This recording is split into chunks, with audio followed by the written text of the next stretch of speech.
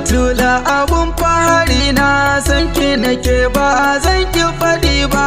Nana batula abin fahari na san ki nake ba zan ki faɗi ba.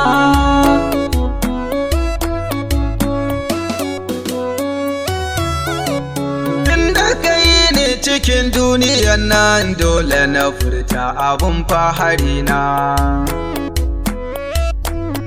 So wai nake yi koko kauna ban san me zance akan ummina.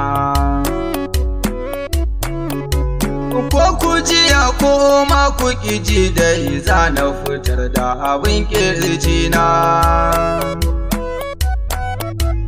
Kai ka nufe da wannan aikin rabu ka sa kai saƙona.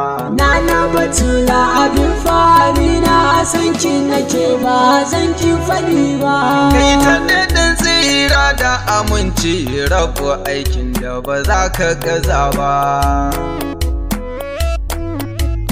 Kuma Hamudu su ɗin farko yayi maka suna tun ban zo ba. Rabu ka samu har da waliyayya har ashabu ba zan ware ba.